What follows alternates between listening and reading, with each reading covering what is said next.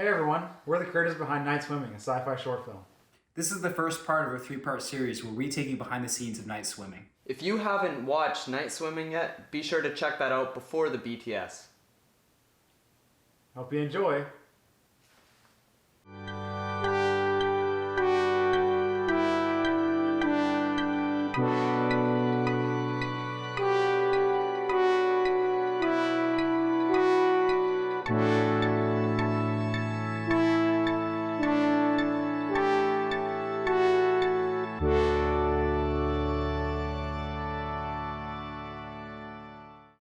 Where did the idea for night swimming come from? Wait, I need to just look at myself in the mirror. Oh my god. Are you serious? Yeah, I need to make sure I don't look like dumb poo-poo. Yo, what's up, homies? I don't know. So we'd watched a couple of films, Greg Araki's Mysterious Skin, Steven Spielberg's Close Encounters of the Third Kind. I watched those two really close to each other. Another big inspiration was Andrew Patterson's The Vast of Night, obviously, and then Richard Linklater's Before Sunrise was also quite important. I had an idea of a simple story that was just two characters sitting and talking at the location that we found a few weeks earlier. The next morning, Will and I wrote about 5 or 6 pages, and then we finished off the next day. So we wrote the story in 2 days. After we finished the script, we went over what we had and we tried to figure out what props we might need because we knew it was going to be a period piece. So we went on Craigslist. We found a lot of our stuff on Craigslist. The chairs, radio, telescope, we found on Craigslist almost right away. And then we went to a couple of thrift stores to get the costumes. Ian's was easier to figure out. Cole's was a bit more challenging, but we were able to figure it out, and then we went right into pre-production. Tommy talked to some people. I contacted some classmates of mine that I know from school. So we got together a crew and we had our first crew meeting on Zoom as well. So we just went over some of the basic stuff. Tommy did some really good work producing and organizing that sort of stuff. So then we had a couple of Zoom meetings over the course of 3 weeks to get prepared for the shoot. We started by going through some previs. We went to the location at night and I brought a few lights with me that day so I could play around with how I wanted to light it. Oh, what was that? Ow. My fucking Oh, you have to go on the left. Go on the left. All right. You got that? No one's allowed to use Yeah, my telescope. Okay, so now this is what I thought. Well, no, it's more like this.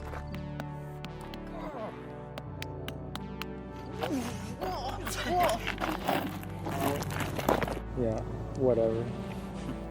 We didn't have a great camera, so it wasn't really the best quality, but it still gave us an idea of how it was going to look in the end. I know. Yeah.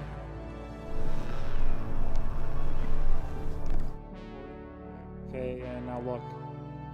It also helped us create the shot list and storyboard, so we could plan out when we were shooting what and how we would split the shoot into 2 efficient shooting days. In those weeks leading up, Liam and I, along with Tommy and Simon, our AD, worked out a shot list, storyboard, and all that sort of stuff. We had an idea of who our actors were going to be right away.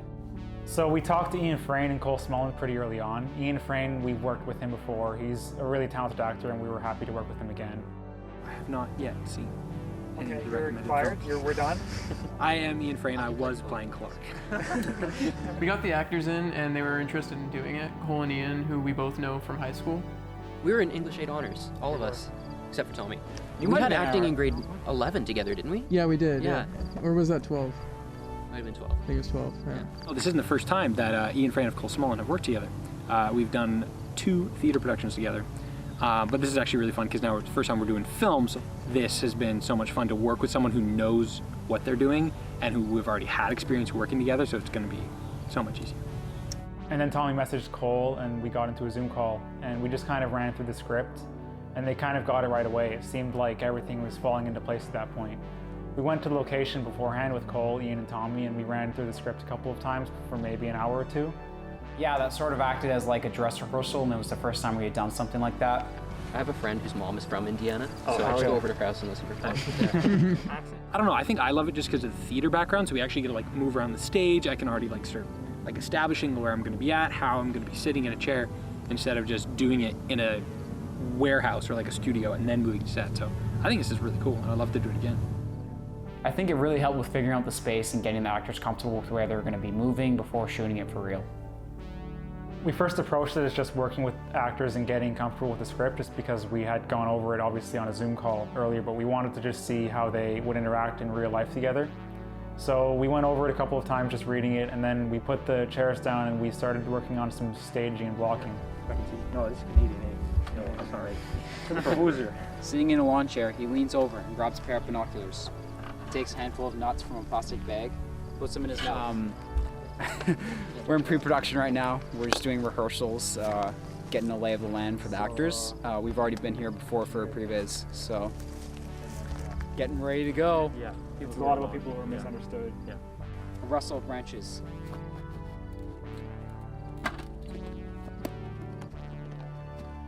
I would say bring the camera down early once you realize it's not the alien. You're like, okay, I don't need to film this. 8:30 p.m. in Evansville, Indiana. From behind some trees, Scott Johnson, 21, steps out. Button-down shirt and high-waisted slacks held up by a black belt. He carries a backpack on his back and a bag in his hand. Who are you? My name is Clark. What are you doing here? What are you doing here? About 2 months ago, I heard something on my radio. I was sitting on the porch playing with something. Definitely. Maybe some rocks. That's when it happened. I think you guys got all the actions right. I love the rock. Do the rock again. Okay. And then, so I was just standing there, washing my hands for 20 minutes. I almost missed class because of it. You can't even blow your nose with it.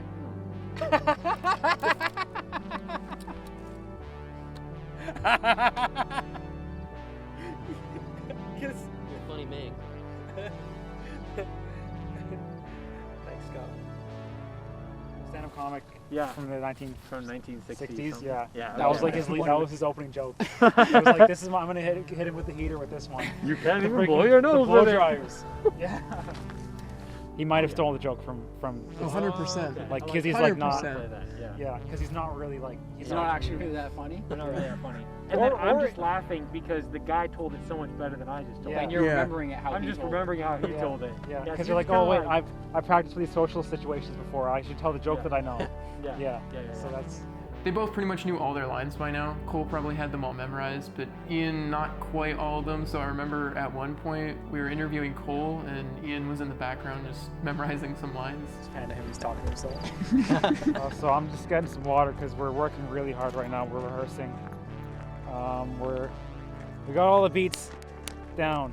We just gotta make sure we execute on game day. I think that's it. For night swimming. Yeah, night swimming. Yeah. That's a wrap. Actually, we're done. We got it all. wrap? 1 week Can I until just- filming. Can I just talk to you for a second? Yeah. For a quick moment? Yeah, we're gonna have to get away from that. We wanted to test out how the abduction scene was going to go because that was something that we were very nervous about beforehand. To visualize how the abduction scene was gonna look, I shot a few close-ups of me in a dark area with the green light, and then I shot a clip of my feet slowly rising up into the air. I was sitting down on my bed and leaning back just to let my feet rise, but it looked really good, and once I showed it to Liam and Will, we knew we wanted that to be in the final product.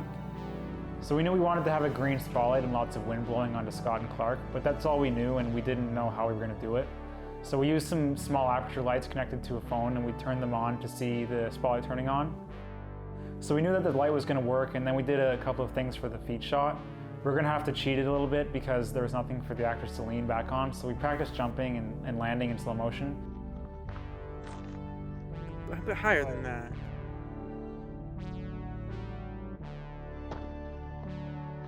And we practiced lifting each other up.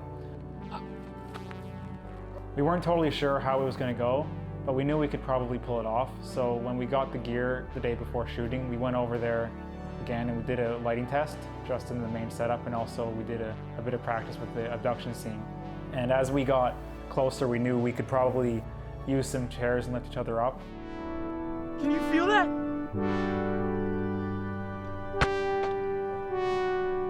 And at that point, we figured out that we could use some leaf blowers.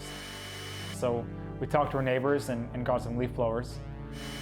We knew that one leaf blower on its own was going to be too weak, so we had to get two. We were still pretty nervous about the abduction scene until we shot it. We didn't know how it was going to work, but it worked out pretty well, I think. In the script, we have it ending on a close-up of Ian.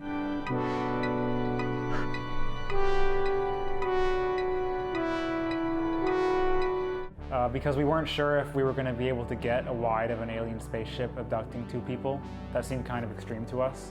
We had an idea for what we wanted for the final shot. We wanted it to sort of look like a painting, almost where the characters were slowly floating up, but the movement was very minimal. We knew this was going to have to be a VFX shot, so we couldn't do this practically.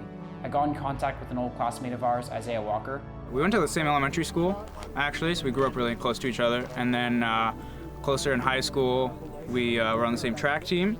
They were always better than me at all of it.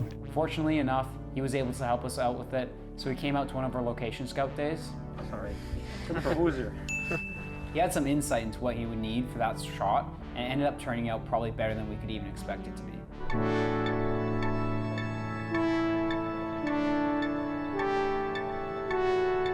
We got all the beats down. We just gotta make sure we execute on game day.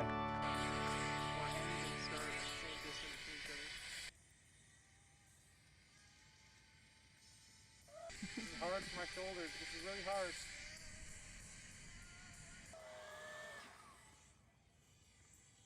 Man, that's some good BTS. Hey everyone. We hope you enjoyed that deep dive into our creative process. Make sure you tune in next week, where we take you on set of Nightswimming. Also, be sure to like, subscribe, and share it with your friends. Ring that bell.